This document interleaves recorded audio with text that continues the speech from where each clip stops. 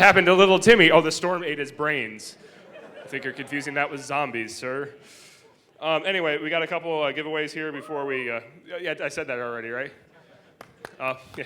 I could tell my DEF CON story about the switch being thrown to the audience again as a giveaway thing, but I'll save you. Woo! I've heard that 5 times, jackass. Hey, internet, catch.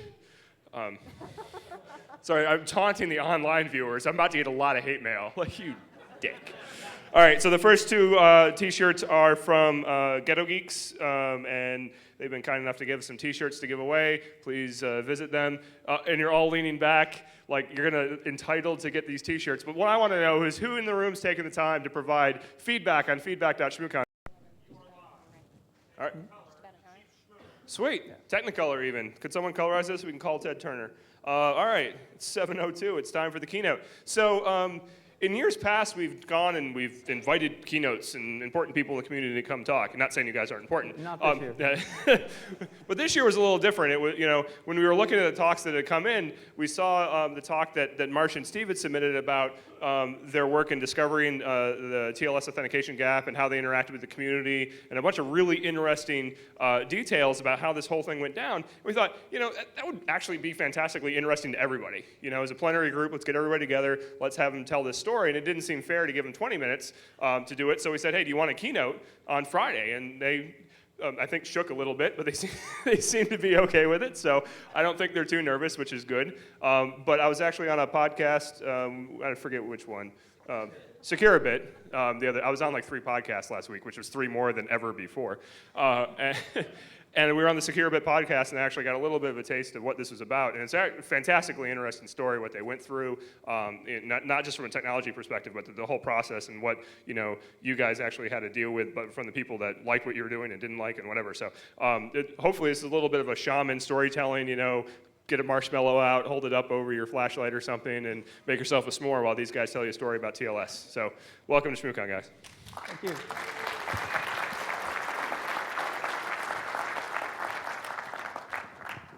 Thank you, Bruce. Okay, well, so we're going to move on here. If I can get this PowerPoint to work right. Sorry, I'm new at this. So I thought I'd start out just for a second here. By the way, I'm Steve Dispensa, and this is Marsh Ray. Hello. And I thought I'd start for 2 seconds here and give you a little bit of context because it's not going to make as much sense without it. So Phone Factor, which is where we work, is not remotely a security research company. We're an authentication software company, and we've had some really great security researchers working for us over the years, but this isn't exactly what we do for our day job, or even really our night job. So with that little bit of background, we do have a little bit of a history on VPN software and security protocols, which Marshall will get into in a minute as to how we found this. And then above and beyond all else, we have a very special credential, which is that Marsh's parents are actually named Alice and Bob. Thanks, Mom. Thanks, Dad. All right, so just real quick, we are going to attempt at least not to put people to sleep with the backstory on the flaw and how to address it. We'll talk a little bit about what the world was like during the private disclosure period, and then the public, inadvertent public disclosure, and what's happened since then, and spend a little bit of time at the end talking about some of the many lessons that we've learned along the way. So with that, I will hand it to Marsh. Okay. Thanks, Steve. It's an honor to speak before you all. Looking forward to being snowed in with you for a few days here, and looking forward to turning cannibal with you all after the food runs out. So, in short, I was at work and interested in this stuff and started digging around, and I found a bug. There were a few things that kind of led up to this discovery. One thing is we had been having a negotiation with Microsoft about securing MSRPC traffic over S-channel, which is something that we used in our product. And S-channel is an implementation of SSL and TLS, and we were trying to make sure that we had strong mutual authentication over that connection. A question came up in a forum that I answered it and started second-guessing my answer later on. And we just had a series of good discussions that summer about what was required to prevent a man in the middle over a real protocol. So I was doing security code review on code for our product, which in this case was part of an Apache module. And I started debugging down into mod SSL when I came across this curious comment, this bit of code. It says, to allow authentication to complete in this authhook, the solution we use is to fill a buffer with the request body and then to re-inject that request body later.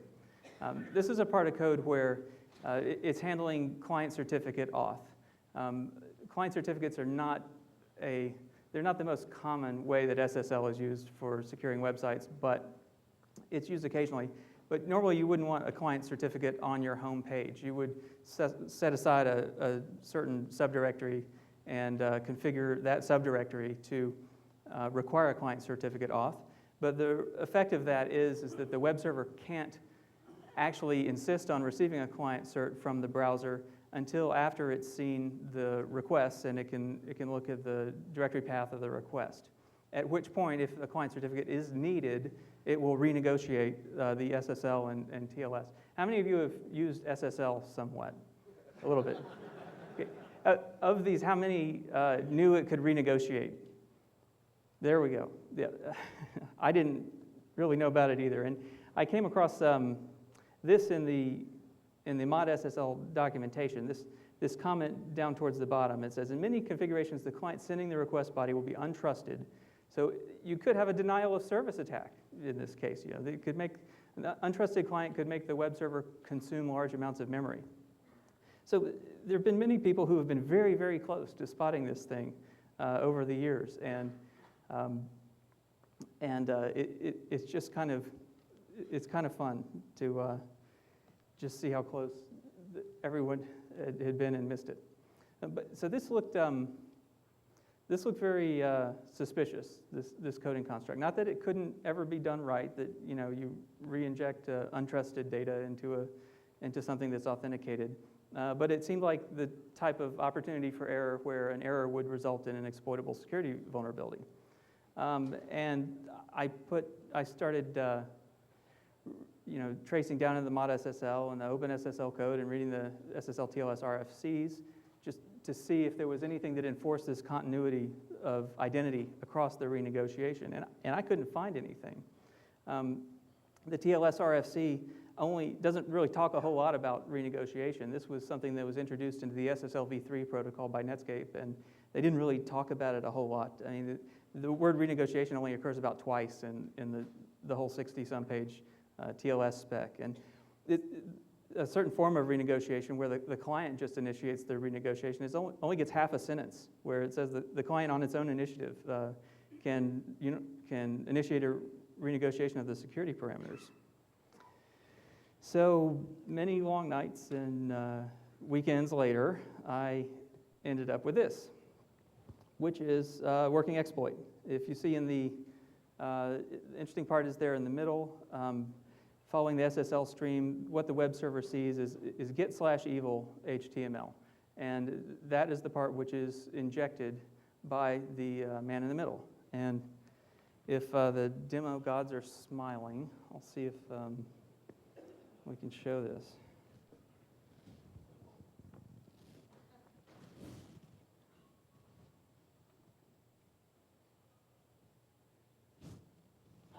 We were told it takes about 30 seconds for these projectors to come back on, so it hasn't actually broken yet. That's true. There's still time. There we go. Okay, so this is my own box, my own web browser. Just, pretend you're going to a secure site, and click here. We have a nice secure website with a nice pretty picture here. All right, and when I change the routing just a little bit to enable the man in the middle, and I launch the attack program. The next time I click on this link to go to the secure website, clearly you can see there's a man in the middle. So, and the worst part about this is that the client is not able to tell. There's still the secure lock icon up here in the address bar. The input looks normal to the client. Oh.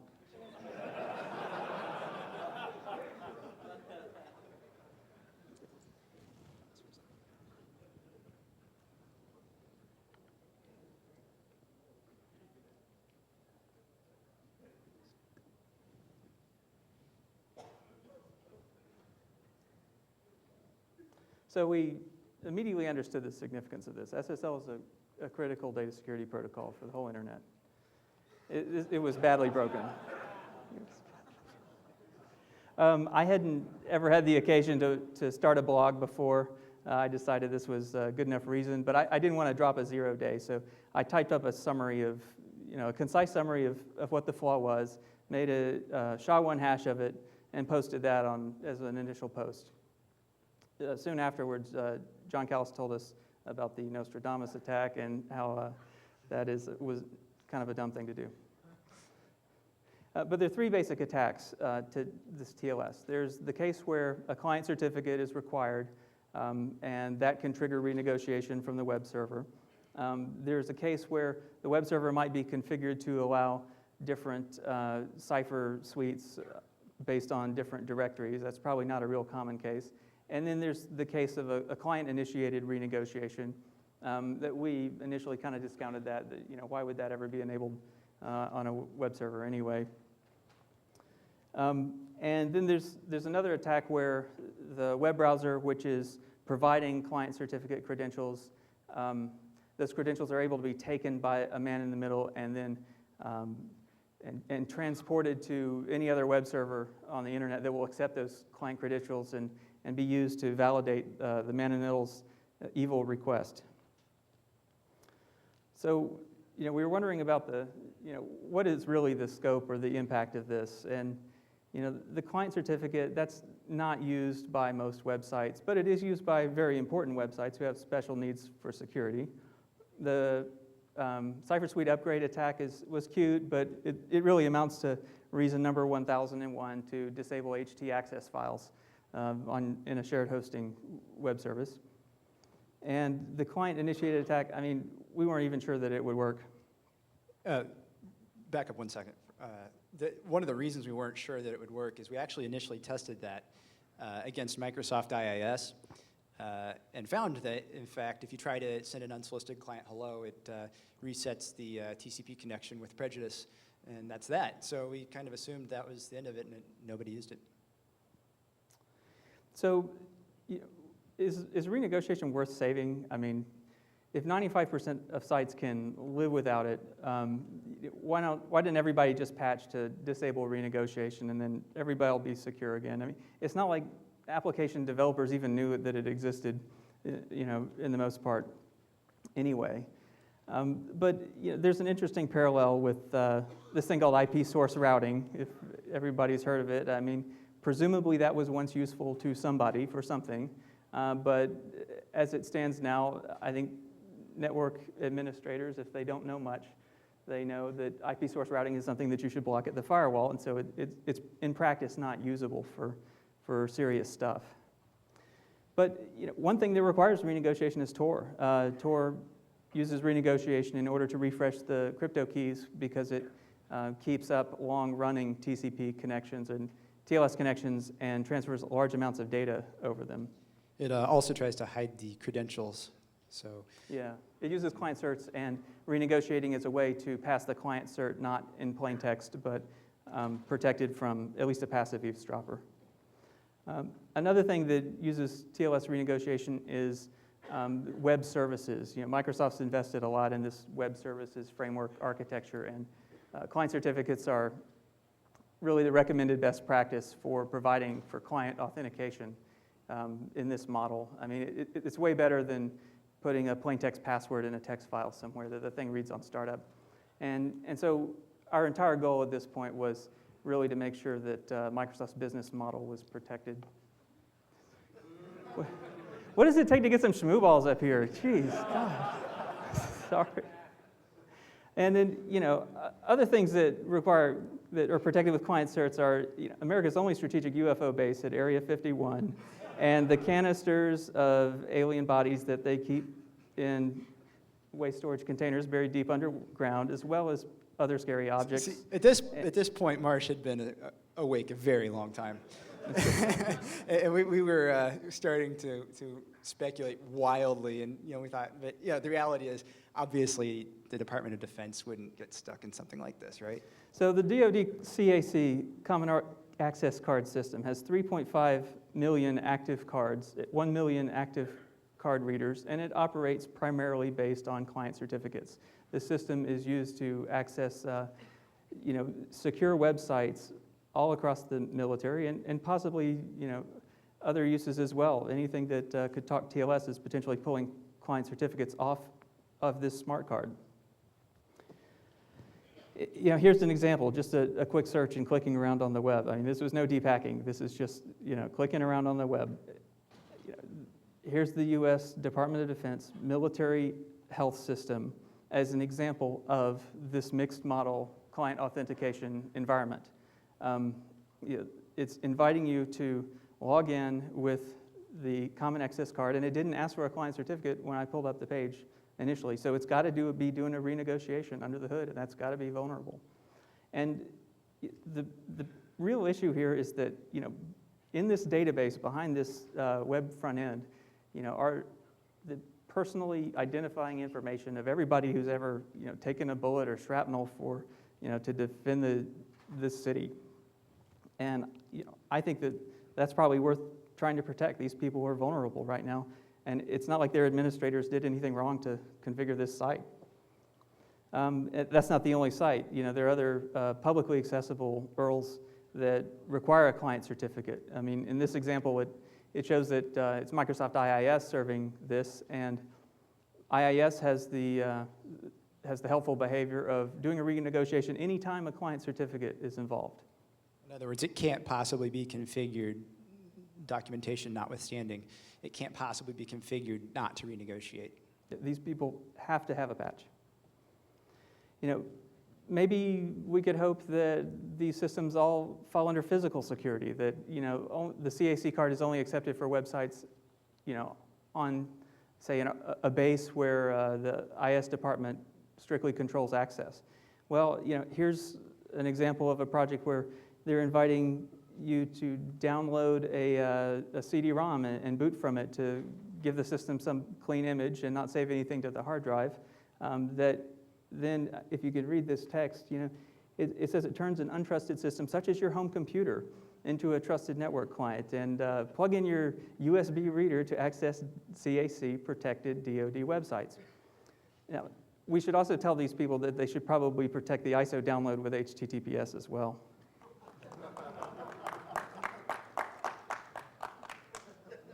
All right. So, we had a lot of interesting conversations about this and realized over a period of time that this was going to need a coordinated effort to fix. Actually, that's not entirely true. Marsh, I think, realized it was going to need a coordinated effort in about 5 seconds of inspiration, and it took a couple days to talk me into it. But well, it's a protocol level problem, and the only way to fix it is to patch all the web servers and all of the clients in the world. So we weren't ambitious about it at all, but. Exactly. So the deal here, of course, then is because of all the people that would have to be involved, this thing was virtually guaranteed to leak out at some point.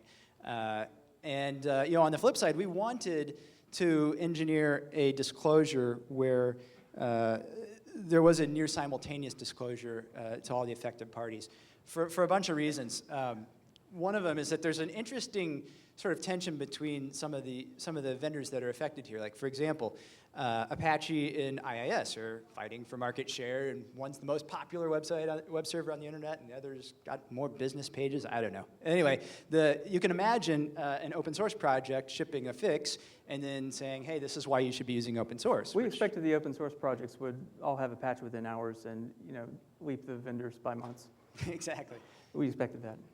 So at any rate, and then there's some other really interesting things. Like, for example, IBM is heavily dependent on Java. So they're shipping components from Sun and from the Apache project, which then are in turn dependent on other open source projects. IBM is directly dependent on OpenSSL, so you can't just kind of disclose to the world and then leave IBM waiting for, or can you, for weeks while the OpenSSL patches. So at any rate, we decided we wanted everybody to kind of find out about this all at once.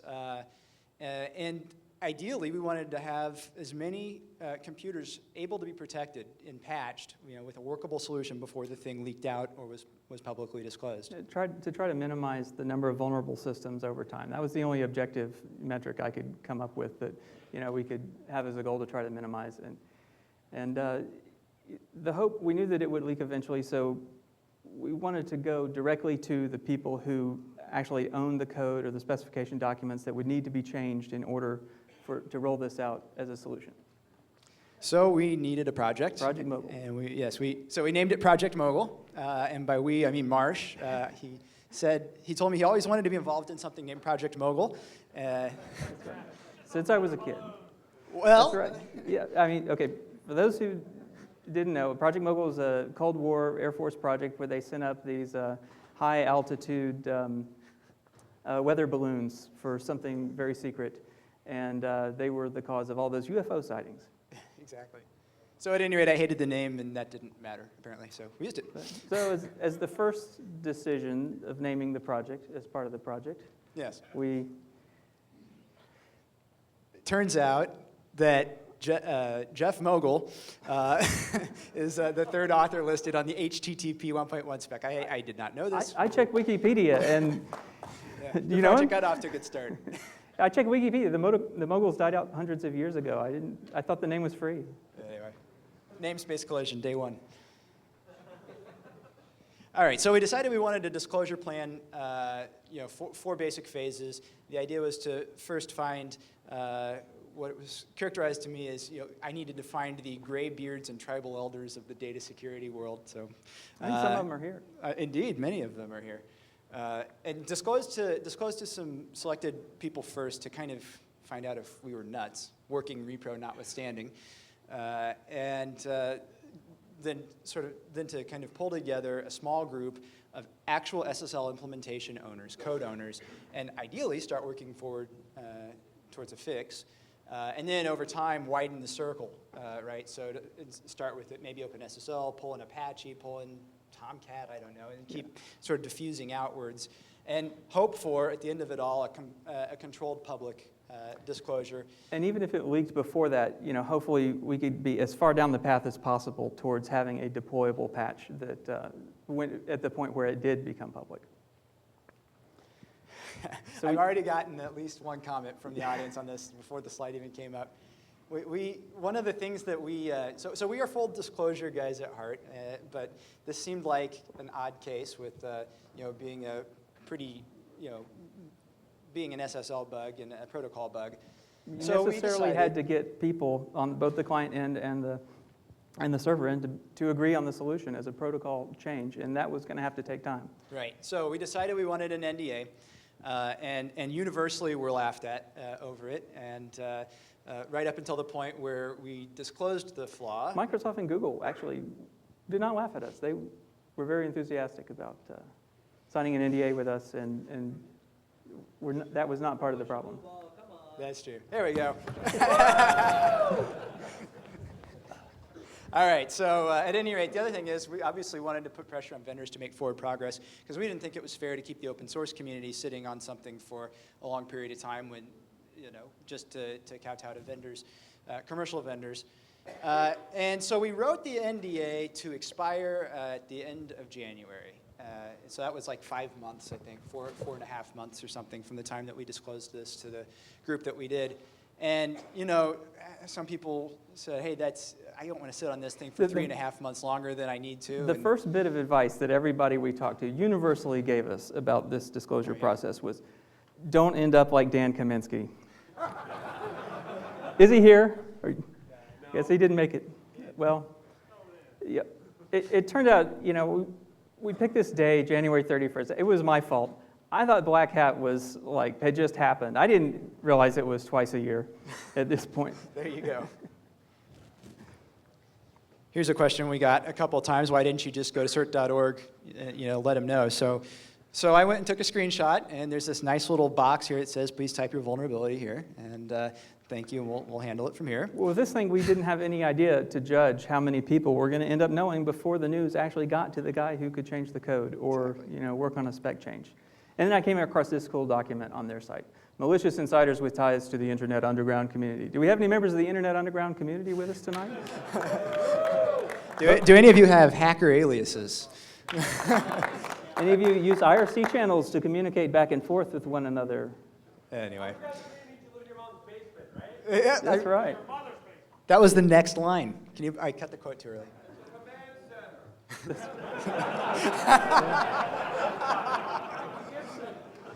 All right, so I'd known Frank Haidt for a few years, and I thought he was, I trusted him to get some advice from him. So we gave him a call about this, and he confirmed our intuition. The city is headed for a disaster of biblical proportion. What do you mean, biblical? What he means is Old Testament, Mr. Yes. Mayor. Real wrath of God type stuff. Exactly. Fire and brimstone coming down from the skies. Rivers and seas boiling. 40 years of darkness, earthquakes, volcanoes. The dead rising from the grave. Human sacrifice, dogs and cats living together.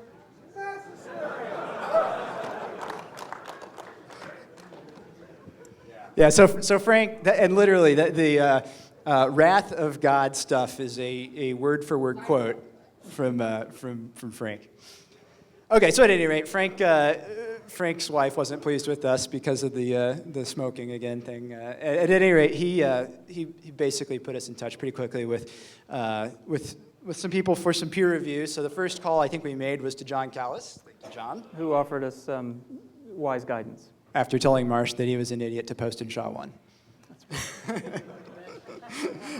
And the next call we made was to Ben Laurie, and Ben, of course, is an OpenSSL maintainer and an Apache project member. Dan Gear, because of his longtime involvement with Kerberos, of course. And finally, spent some time on the phone with Jennifer Granick on a number of occasions over at the EFF. She's an attorney who has more experience, at least, than anybody else I know of in handling these kinds of things. She gave us some good bits of advice as vulnerability disclosers. Indeed. So we thought we needed a disclosure plan, and it turned out we needed several. And that one aspect of the plan is probably the thing that was the most important in the end. We revved this plan over, repeatedly over nice long conversations. The best part of these plans were that we were throwing them away regularly. Exactly. And trying to keep the project flexible. So plan A, which looks ridiculous in hindsight, was we were going to get all the code owners together, and by all we meant like 5 or 10 tops, all together in one room, tell everybody all at once after we got an NDA, and that was going to be, and then we were going to work on a solution. We thought that if we came up with a technical document that described the vulnerability in enough detail and presented the actual severity of it, at least what we knew about it, we could motivate the vendors to get the right engineers on the plane without us actually giving them the details ahead of time. So that didn't work. It turns out, for a variety of reasons, that we needed support people, and so Plan B was inform as few other people as possible, and that still didn't work because people, for some reason, didn't want to take our word for it that this was that this was a severe bug before they put their top engineers on airplanes with 1 week of notice to a mystery meeting. So. Stunning, like I said, in retrospect. So we revved the plan again, decided that we would tell everybody up front, and then get a commitment to get people to Mountain View. And the idea there, of course, was that we were going to get every individual company under NDA. Well, for a variety of reasons, that wasn't going to work.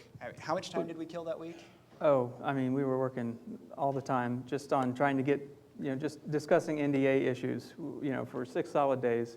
And, that wasn't the most fun part of it. And then we started to figure out, even if we personally sign NDAs with all of these companies and we get them all in a room together, they're not going to have NDAs with each other. So they're not going to be able to talk with each other, and it would be an N-squared problem. The whole thing was just an insane experience. And believe me, on more than one occasion, we were incredibly tempted to abandon the NDA idea, but we ultimately never did, because we had some help finally from, iCASI and Google and a couple of others that had group NDAs, and it turned out that we didn't have to do as many as we had thought. So by getting an NDA with Google, by some amazing coincidence, it turned out that they had somebody in almost all the important open source projects that we needed.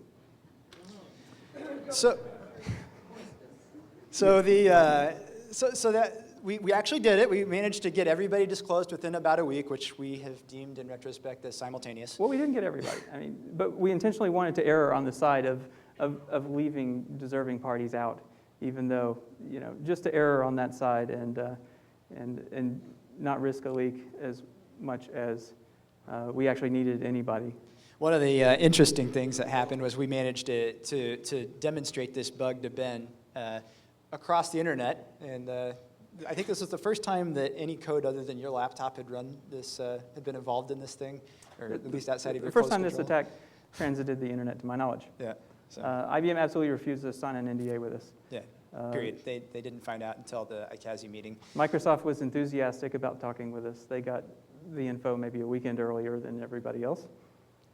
So at any rate, we were pointed to this group called iCASI, which I'd never heard of, by several different groups, and eventually wound up disclosing to Steve Manswick of Juniper, who was sort of iCASI's project manager on this thing. And we pulled in, all these companies turned out to be relevant, and we really didn't even expect that necessarily going in.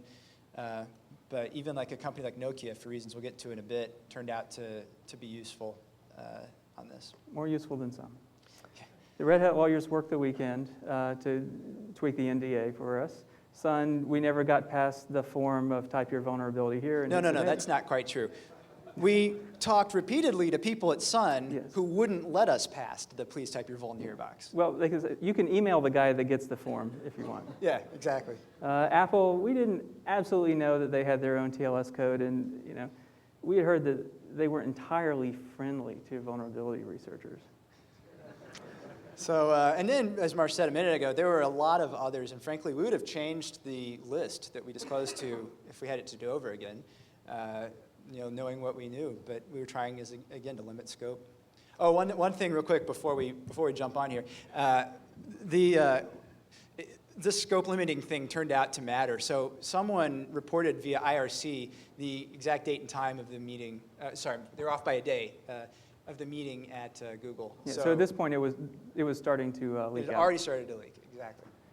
We managed a meeting on September 28th, or maybe it was the 29th. We got about 45 people there, about a dozen companies.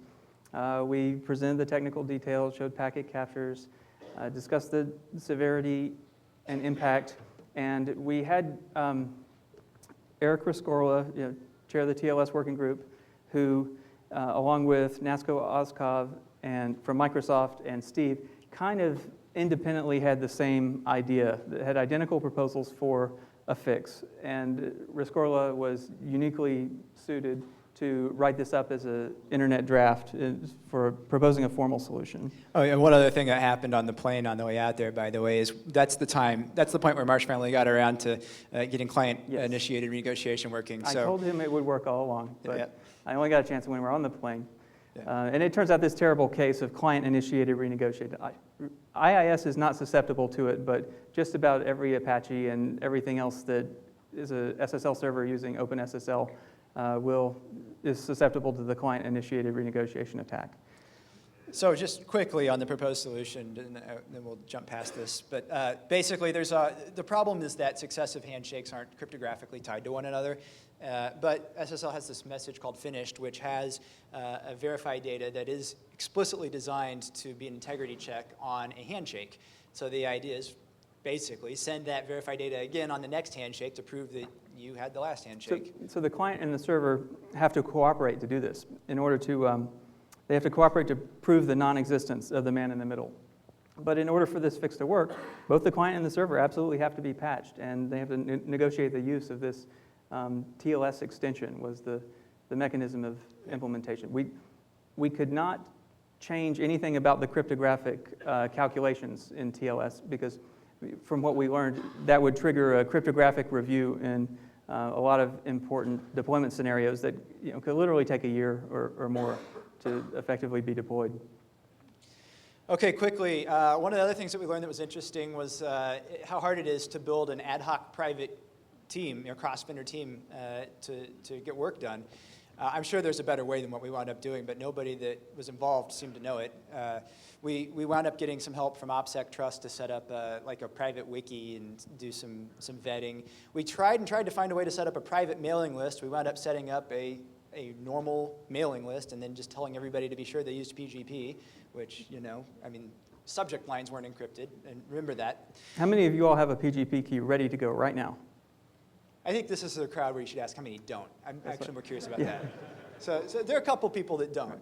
But at any rate, what we did find is that while the security research community and the vendor contacts did universally have PGP, the product teams and the engineers that were actually going to have to implement solutions to this problem didn't. Almost universally did not have. And sometimes we're completely forbidden from even using PGP in a work environment. Turns out Silk is a pain to get going. We've been using it internally for several years now, but so I think we had about 5 people on a private Silk channel. And we're opening this channel up just as soon as somebody can get us op again, and we can remove the key. Last quick point, which we'll come back to again, I'm sure, is that after some really interesting initial discussion on this mogul private mailing list, the vendors basically dried up, the commercial vendors, and we never did manage to get any useful data out of them. We had some interesting technical conversations early on, but later in the process, the discussion turned more and more towards vendors wanting to argue the cat bag issue, and it became less constructive.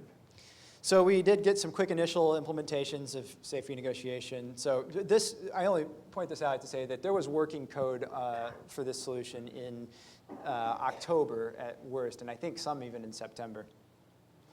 One of the other things we wanted to do is to disclose we were trying to disclose all interested parties, and so we wanted someone in the US government.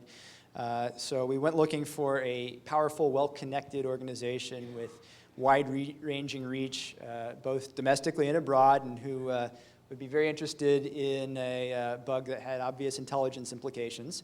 So we called the Internal Revenue Service, who put 3 accountants on an airplane that week to Kansas City, where Phone Factor is headquartered. And they were really nice to deal with. I have to say, true story. During the entire process, the IRS was the most sincere and friendly group to work with. All right. So remember that expiring NDA? It turns out that absolutely nobody was happy with it, as I said. That's life. Work was going really slowly after the initial burst of activity. Well, we saw very little evidence of progress towards the technical solution from most vendors. So we did find out quickly was that January 31st couldn't possibly work as a date. It's not a Patch Tuesday, so that's meaningful. Believe it or not, I didn't realize it was meaningful beyond Microsoft. So what do I know? But it is. Other vendors tie their stuff to that, and admins are expecting it and all that. So it's not a weekday. It was a Sunday, I think. And like Marsh said, holy crap. Someone pointed out to us fairly quickly after we published this. Did you know that Black Hat starts on the day your NDA expired? Whoops. I'm seriously. So at any rate. So don't be like Dan. So by late October, I was on repeated phone calls with the vendors and with Steve Manswick from iCASI. Everybody was begging that we postpone publishing the research beyond that. And actually, what they're really asking for is, can you extend the NDA?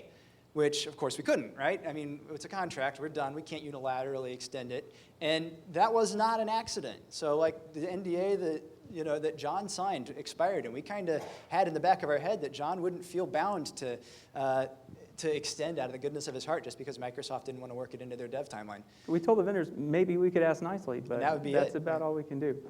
So our position never changed officially, but I have to say, behind the scenes, Marcia and I started arguing pretty heatedly about whether or not we would say wait till the next Patch Tuesday or whether it was just going to be January 31st. But the reality is we found out fairly quickly. Is the audience getting a sense of just how tedious it is talking about NDAs by this point? Yeah, I mean, I'm really sorry about that. 3 weeks or a month now. Yeah. At any rate, but this is a this is the reality of the situation. It wouldn't have mattered. So we were asked by one vendor to wait until May, and another vendor to wait until August, over a year after this thing was originally discovered. And then we This is finally never started to gonna clue in that these people who were security incidents response coordinators from certain vendors were. I don't know. They were there for one reason, And- to delay the process. To delay End the of story. process. Yep. All right, well, the good news is we didn't have to work it out.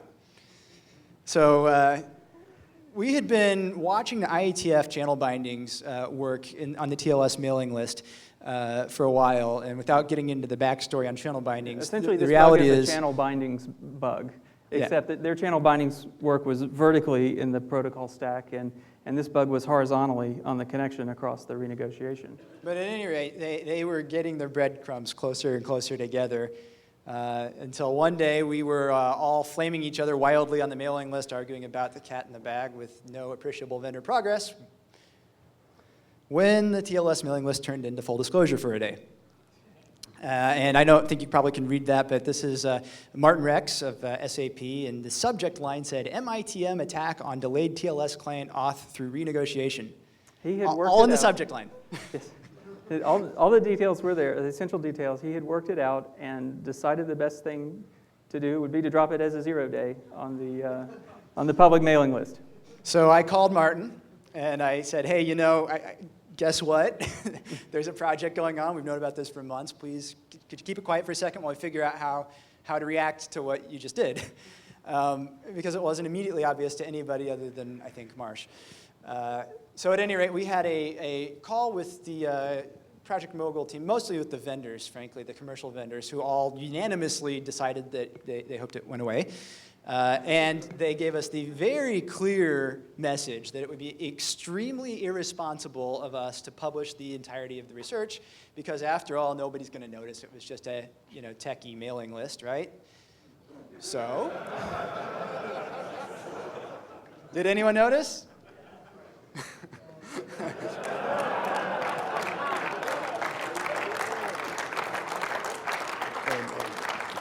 So HG has a couple followers on Twitter, I think.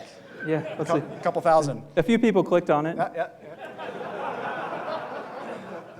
It got retweeted. All this was on a conference call. During the where call, we're Steve sitting and I are there. taking constant static from, the VPs of several very large companies about how this is just not happening. Yeah, this is going to get swept under the rug. So I got bored with the whole thing. Yeah, Steve didn't have anything else going on in his private life and decided to, take a week off to have an addition to the family.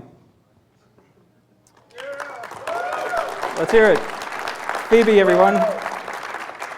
So, anyone want to guess how long it took for working exploit code to be posted to full disclosure? And it wasn't mine. 2 days. 2 days? I had guessed, this is a pretty complicated thing to exploit. I mean, it took me like 3 weeks of late nights. And so I felt kind of dumb. It's 18 hours and 34 minutes. And this is an attachment. SSL.c is a working exploit. Initial reactions. I came to work the next day, starting to get phone calls from media. Well, hold on a second. The night before, so while I'm sitting there on the phone with yeah. Ikazi getting squawked at about this, I let Steve do the conference calls, Yeah. and he didn't entirely know what I was doing. But I took, all of our research. I had a few hours to kind of polish up the paper we had written and update it, and posted it all on my blog. So we went full disclosure with everything we had. I did not want the world to go through a period of confusion and misinformation or partial information when I was sitting on all the data and the basics of the exploit were out, including working exploit code. So the next day we had a couple of initial reactions. Moxie Marlowspike had a very helpful quote, "The sky is not falling," and it's not a reason to panic. And another common interpretation of the attack was it's just like CSRF attacks in that the attacker gets to specify the URL, say, or the request. And that analogy doesn't hold perfectly, but there was a lot of initial hope that the mitigations that had been put into place over the years against CSRF attacks would also help with this. That turned out not to be so much the case. We hadn't done this. We were definitely trying to underplay the severity of the bug so that we were not guilty of overplaying the severity of the bug. That was probably, not the most accurate characterization of the system, but we knew that we could count on some independent security researcher. In this case, it was Anil Kuramas, posted an attack on Twitter where using this limited plain text injection capability, the man in the middle could cause you to tweet your own password. And, That's right. yeah. So thankfully we got validation at this point. Now that it had been used to attack a social networking site, Slashdot declares that it's real.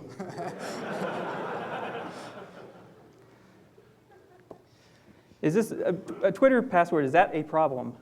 Yes. So, one thing, as I said, we're not a vulnerability research firm, but we are a password augmentation company. And I like to keep track of some of these stats. And there was a 2007 report from Sophos that 41% of users use their same password for Twitter as they use, for everything, right? They only have one password that they use everywhere. We're talking VPNs, online banking, you name it. And, that can't be good, right? But it's actually worse even than that, in the sense that just because you make an attack on Twitter work doesn't mean that that's the end of it. And this is something that we had been trying and failed to communicate repeatedly. These top layer protocols, app layer protocols, are not built. HTTP, IMAP, right. POP. And even the apps that are built on HTTP, they're not built to tolerate the sudden disintegration of the secure socket layer that they thought they had underneath them. So if it happens that an app layer protocol isn't vulnerable to this, it was luck. It was pure coincidence. Because these app layer protocols were sold a secure sockets layer. They weren't sold something that you had to be incredibly careful about registering for the right callbacks in the right order, or well, maybe they were. But well, you either have a guarantee of continuity of authentication across the entire connection, or you don't. And it was there in SSL v2, and it silently went away in SSL v3. Nobody realized it, and then it was gone in TLS, and it's a bug, and the fix restores that continuity. But there was some initial confusion there because we erred on the side of not being too alarmist about the effect of the break. Now, now that this was public, we could actually make a lot more progress than we were making in what it kind of amounted to a stalemate on the PGP protected, the private secret Project Mogul mailing list with the commercial vendors. So one of the guys that we had involved, as Marsh said, was Eric Rescorla from IETF. He's the TLS working group chair. So he had an internet draft ready to submit day one, and he did. He knows how to write those things. He does. He's pretty good at that. Exactly. So actually, as you pointed out to me earlier today, I mean, in that sense, we didn't have a 0 day. There was at least, the protocol was broken, and there was a patch for the protocol day one. That was one of our goals, and that goal I think we met, that we were able to present a viable solution along with the public disclosure of the vulnerability. With a minor exception. So we didn't have great data from these vendors ever. And they were sitting on mountains of data by their own admission, and they never shared with each other. Statistics that you could gather from looking at the TLS handshakes from large packet captures that you would have if you were like a core router vendor or something like that. For example. So we found out very quickly. So Ben Bollet from F5 found out when everybody else found out on November 5th. And shot Marsh an email and very quickly provided useful statistics for the first time ever.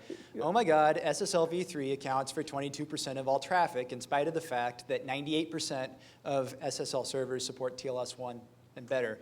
I think that's thanks to Windows XP. It is. Windows XP did not support the older protocol. It will support it, I think, if you ask for it or set a registry value somewhere. At any rate. So there 22% of these handshakes are taking place with SSL v3, and the fix that we had proposed requires the use of an extension to the hello messages and the handshake protocol, which turns out is not well supported by SSL 3 implementations. So we came up with it's worse than not well supported. So for a period of time, SSL was completely orphaned, right? It was a Netscape spec, and Netscape disintegrated around this time. And so there was actually not even a canonical reference for the SSL v3 spec. And the two different specs that people cited most frequently contradicted each other as to whether or not it supported extensions. So it was Anyway, make a long story short, there's now RFC 5746, which is in the final stages of RFC editing and will be published very soon. Maybe perhaps hours. This is a graph of the volume on the different mailing lists of the project's activity. The red line that peaks initially is the secret PGP protected mailing list. So this represents the conversations that we were having with the vendors. And we had some good technical discussion early on, but as you can see, that there's the middle peak, and then it kind of starts to drop off and taper off, and most of those were flame wars. And so, the private activity, it's hard for us to say that, there was real meaningful progress being made there. But as you see, on that November 4th, where it was disclosed, there was kind of this big, oh crap, discussion happening on the private list simultaneously with the public TLS list, which is the line in blue. And as you can see, the volume on the public list got amazingly high, 70 messages per day, and it's normally, 4 or 5 at best. So there was, and then the public list kind of had to go through this whole cycle of understanding the problem as well, and we had a solution right there to present to people, which was even more of a shock because that's absolutely not the way the IETF is set up to work. Is they want to deliberate and agree on things in the open. So everybody on the IETF essentially wanted to start the whole process at the beginning at this point, and maybe that's what needed to happen. Just real quickly, so we are in a world where vendors have, many vendors have disabled renegotiation, which was the kind of the Armageddon scenario in the sense that the protocol would has released a patch just go away, right? to just disable renegotiation. Apple has disabled renegotiation and broke Tor. Thanks, John. And this was our nightmare scenario. Right now, as we speak, things are teetering on whether or not renegotiation is going to be a useful aspect of the TLS protocol going forward, or is it going to be shot down at every halfway inspecting firewall that it crosses. And as I think we tried to show, there's a small minority that is very critically dependent on this being a viable feature of the protocol. At Phone Factor, we set up a web page to track the status of different vendors and their patches. One commercial vendor has Not just shipped commercial. code. Actually, it's right. Vendors, One vendor has including shipped code. commercial and open source. Anybody happen to know? Opera for the win. And, Way to go, guys. This is Point out Opera the webpage there. 10.50 pre-alpha that implements the upcoming RFC, and it is connected to the most secure website on the internet right now, which is mikestoolbox.org. Mike has his personal implementation of TLS, which is the first server side to implement this extension. And so this connection here between these two pieces of software is the most secure and fully functional SSL TLS connection on the web right now. Exactly. Ever. Turns out that not everybody has actually patched to turn off renegotiation. All you guys who typed in a credit card number, you're owned. All right. Shmoocon. Yeah. Did Opera fix it with the verify data extension, or did they just disable? They fixed it with the correct extension that makes renegotiation safe again. Lots of vendors have just disabled it outright. All right, this is where we talk about the experience a little bit, and it was kind of crazy. First things first, this clearly security bugs are a no-win situation, but what struck me, even though I was advised by some pretty close friends that have done this before, it's a really hard process. I mean, everybody hated us for a period of time in there, and I mean, it's like you can't possibly satisfy anybody. And we spent a lot of time thinking about how to do this. I mean, we spent hours. My poor dog has been walked around the block God knows how many times while Marcia and I yammered about this thing. And okay, not only is it traumatic for vendors and it's a no-win situation, it's anyone who has the appearance of trying to win from this security vulnerability is really, they're Dan Kaminsky. All right, so there there are actually other problems with SSL. Who knew, right? So of course we knew this going in, but for whatever reason, being protocol guys, at least I thought for sure that a fundamental break in a fundamental data security protocol would be really important stuff. And when we got to the Google meeting, Eric Rescorla goes, "Isn't this like the 4th break in SSL this year?" I mean, think about SSL strip. Think about CA vendors that do this. That have notice that username and password link there on an HTTP page. So anybody with a sniffer now has your. All your browsers are trusting these guys, by the way. We found out that we couldn't do a good job. Was that a question? Well, no, it's the form point. It's not what I downloaded, it's what I uploaded. Yeah, well, the form came down in clear text, so a man in the middle could sub it instantly. You can't see where you're How do you at, know but- where it's going? Right, you can't possibly know where it's going unless you really know what you're doing. Yep. So we didn't have data that we wanted to have, that we needed to have going in, so the solution we came up with was suboptimal. Maybe if we had had decent data going in, we could have saved a month or a month and a half in the IETF without having to goof around with the SSL3 thing that, frankly, caught us completely by surprise. We got this question a couple times. Is the IETF security process broken? Oh my God, how did this happen? Well, it might be broken, I don't know. But this is not the IETF's bug. At least it wasn't originally. SSL was written by Netscape, was standardized by Netscape, it was ownerless for several years. The IETF, by the way, the IETF did, it was found in the context of an IETF mailing list before it was disclosed by anybody else. Yeah, So 14 years later. 14 years later. I do think the IETF could have done a better job at adopting this legacy protocol. But all right, one last lesson for our slow disclosure friends, or no disclosure friends. Or responsible disclosure friends. There was, back to this 18.5-hour exploit here. Looking at this, again, it struck me this wording might be a little curious. It might not work with up-to-date open SSL. What could that mean? And so I emailed Pavel and struck up a friendly conversation with me. He was happy to share things, and he had been working on it before, and I think the final line tells it all. His exploit was finished on January 2007. 3 years ago. 3 years ago. So take that, all the people who said that we would be irresponsible in accelerating the process faster than they were comfortable with.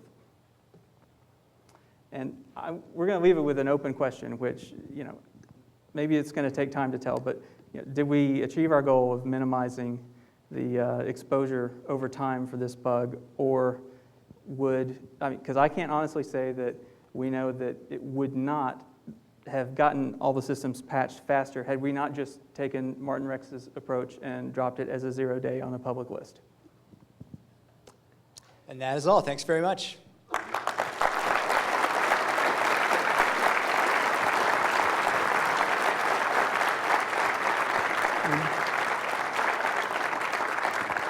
We'll hang out for any questions. Yeah, I don't know if We didn't Bruce, stop. if anybody has questions, if we have time. Otherwise, we'll hang out afterwards for questions as well. You, sir, in the black. Actually, how about we do this? We'll have that. You can come up and ask questions in a minute, because I know a lot of people, their stomachs are eating themselves, so it might be the easiest way to do it. What? Parking passes. What about them? Parking passes are at the registration desks. So on Sunday, when you feel like leaving and it's safe to leave and you can get your car out of hock, you can get your car out of hock for cheaper. You can get them today if you want. But anyway, so every year, you go to a conference, the keynote comes up, you always give them something, like it's like a piece of paper, and they're like, oh, hey, that's nice, I'll put that on the desk and never forget about it, because it's this little thing, and I remember it. So what we started doing last year, and we're going to continue on, is you can't possibly hide this in a desk drawer. And last year we were remiss, we gave out the animal without tagging it, so now we've tagged them. These are actually livestock tags, which it turns out are really hard to put on without the right tool. So we nearly broke our fingers a few times trying to figure out a way to do this with the tools I had in my garage. But we eventually got 2010 keynote written on this thing. So here you guys go. There's your moose heads. Hang them with pride. So thanks very much. I appreciate you guys coming on. It was fantastic. If you have questions, come on up. Otherwise, we will see you tomorrow morning. There will be administrative at like 9:45, and we'll be starting at 10 o'clock sharp. So thanks for coming. That's I didn't catch everything, but that looked really good, and all the feedback I saw online and Twitter and everything.